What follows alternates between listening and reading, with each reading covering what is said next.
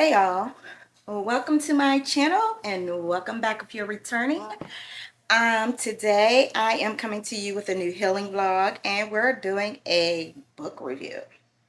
This is my first book review. I have notes, so bear with me. But I read this week, well, disclaimer, because one day I'm going to have a bookshelf that is going to be a reflection of all the knowledge I have. But as of right now, I'm doing audible. My time is jam-packed. I would love to be able to carve out some time to read, but it ain't happening for your girl. Not with a 2-year-old, not with a 19-year-old, not with a 15-year-old, not with a full-time job, YouTube, and a business. It's not happening, okay? So I do Audible. I do it on my way to work, sometimes at work when it's a little downtime, and I do it on my way home, right? So today I'm coming to you with a book called Love Yourself Like Your Life Depends on It. Pretty good. The premises of the book is basically a guy kind of giving a story in the beginning about, how his life just kind of crumbled underneath him and how he put self-love in the forefront of building himself back up, right? A lot of times you hear the girlies talking about, oh, self-love, and it's a lot of pampering, self-love day, going to get pedicures, going to get manicures, taking vacations. Sometimes it includes, health, body stuff, but not often enough do we talk about the mental aspect of how we feel about ourselves, right?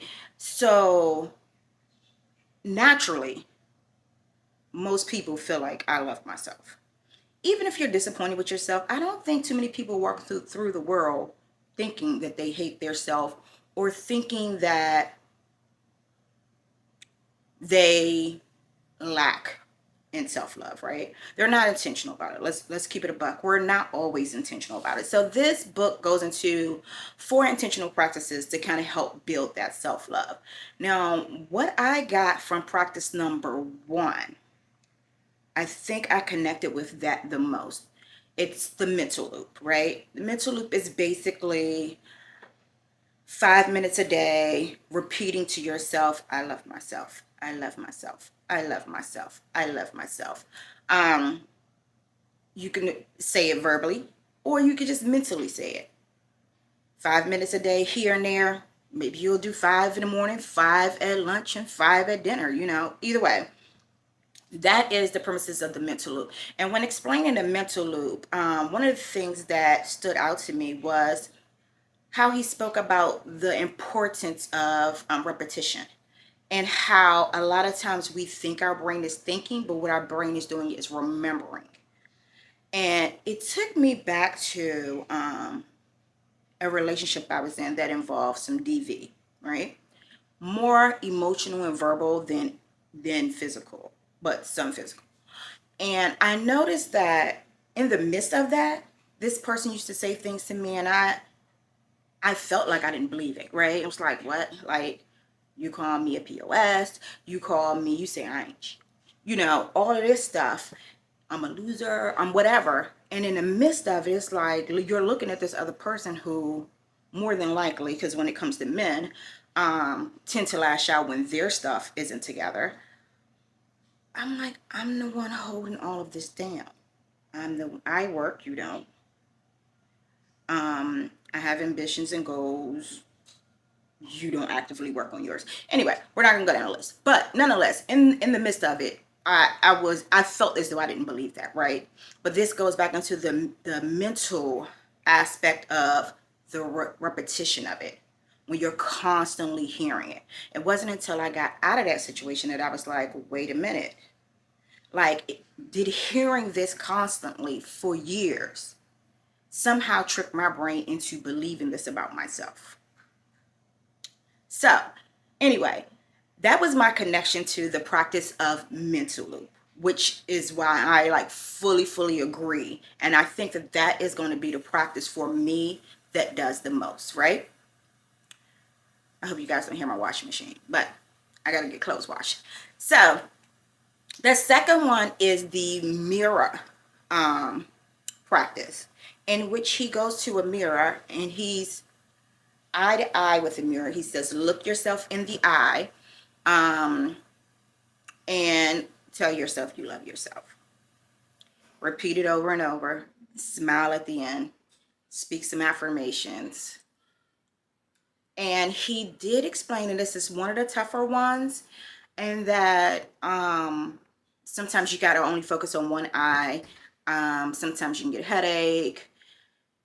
He did explain this was one that was much more difficult. I think that this has the least amount of flexibility because no one wants to be at work doing that. But like, I could be at work and just take a second, close my eyes, and repeat to myself, I love myself. I could be at a red light and repeat to myself, I love myself. But the mirror thing, I don't really want nobody walking in on me and I'm in the mirror at work like. So that is something that is that is, of course, a little less flexible than the mental loop. The other one is meditation. Of course, same premises. He says he said about 7 minutes. He picks a song or two and he meditates. And again, while you're meditating, the premises again is this mantra of I love myself. I love myself. And then number 4, you guys. Number 4, I'm still really confused on. It's the question, right? I listened to this chapter a few times, and for whatever reason, it just was not doing for me.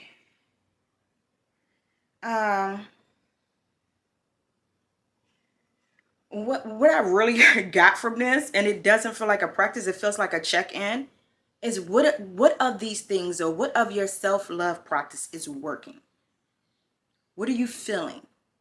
Like, you're gonna know after doing 2 or 3 mirror practices whether that you're resonating with that or not, right?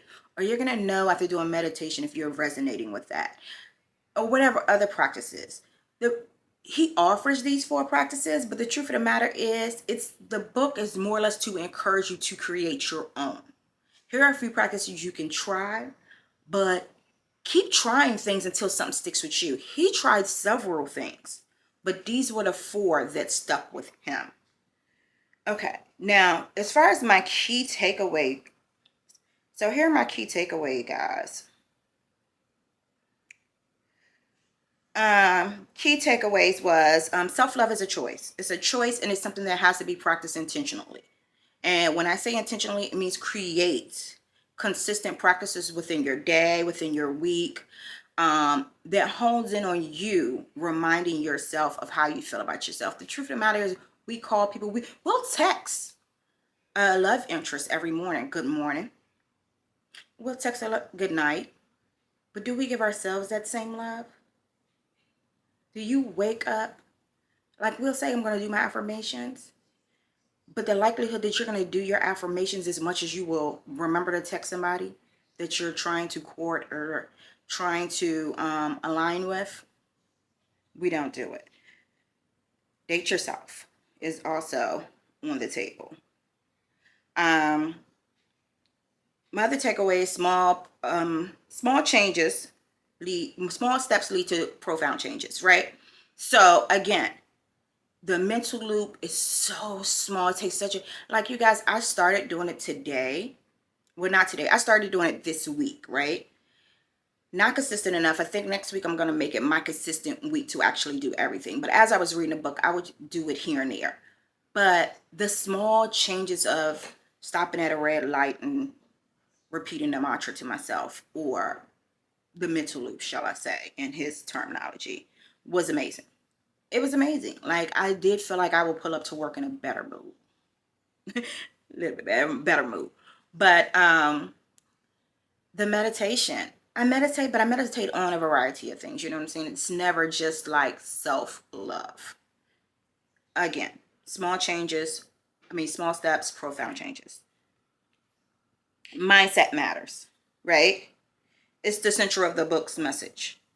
Like, we have to be intentional about shifting the energy, shifting our perspective of self, shifting how we treat ourselves. So mindset matters. The power of mindset and self-talk is central to the book's message. Changing negative thought patterns to positive affirmations can foster lasting self-love. Again, repetition. We're not going to be thinking that we love ourselves. We're going to barely be remembering that we love ourselves. We're trying to get to a point where we know we love ourselves. Okay. Authenticity breeds connection. Loving oneself proves the way for authentic relationship with others. When we accept ourselves, we are better equipped to engage with the world authentically. Okay. So I'm going through this healing journey, and it's been a wave of emotions, right? I find myself at times like, girl, are you being too hard on other people because you're right now being hard on you? When I tell you, and going through the healing process and the self-awareness that happens, it's like up here, y'all. Sometimes to a detriment, I'm going to be honest. Sometimes I bring stuff up to my friends and they're like, girl, I wasn't tripping off of that. But it was bothering me. So I had to address it. You know what I'm saying? Like, whether it be, I have one girlfriend who's like always calling me, always texting. Now, mind you, her kids are grown, so she's not running around with little kids. But I still just noticed, like, we won't talk for days. But when we do, it's a result of her calling or texting me. And then I just feel like a shitty friend, you know. She's not tripping. She knows that I'm busy and I'm ripping and running, you know. But it was bothering me. You know what I'm saying? So, anyway, how you love yourself is definitely a reflection of how you're going to engage with others. Cultivate inner resilience. Self-love acts as a buffer against life challenges. Big fact. It empowers individuals to navigate difficulties with great resilience and grace. This is true. Hands down, I do notice that when I'm feeling grounded with myself, that I don't tend to lash out, have meltdowns, or react extreme to any down trends in my life. I'm gonna say down trends because, you know, things happen. Life be life, in y'all. And I notice that definitely when I'm feeling more empowered, more confident in myself, in my ability to push through it, then I'm able to shrug those things off a whole lot more. So yeah, those are my takeaways, guys. The book is pretty quick. Hands down, I would definitely suggest it. If you do it on Audible, it's like 3 hours. You can get through that in no time. Probably a day and a half, honestly. And yeah, implement the practices. Again, we're going to do the mirror. We're going to do the meditation. We're going to do the mental loop. I'll come back and let you guys know how it went for me. I definitely want to practice these things. And yeah. But before I let you guys go, I'm going to take you guys with me to Vegan SoulFest. It was a good time. So enjoy.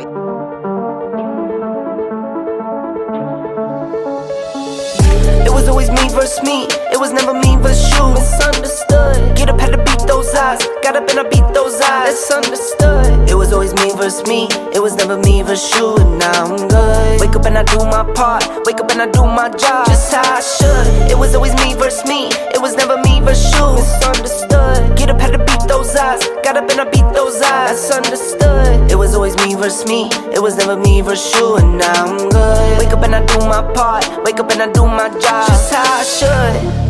I feel it all. I'm feeling numb. I lost my soul. It's on the run. I need a spark. I need some fun. I'm in the dark. Like what's to come? It was always me versus me. It was never me versus you. Misunderstood. Get up, had to beat those eyes. Got up and I beat those eyes. That's understood. It was always me versus me. It was never me versus you. And now I'm good. Wake up and I do my part. Wake up and I do my job just how I should. It was always me versus me. It was never me versus you. Misunderstood. Get up, had to beat those eyes. Got up and I beat those eyes. That's understood. It was always me versus me. It was never me versus you. And now I'm good. Wake up and I do my part. Wake up and I do my job just how I should. It's me versus me. It's you and I. Until next time, love yourself, protect your energy, and deal with life's bullshit with grace and gratitude.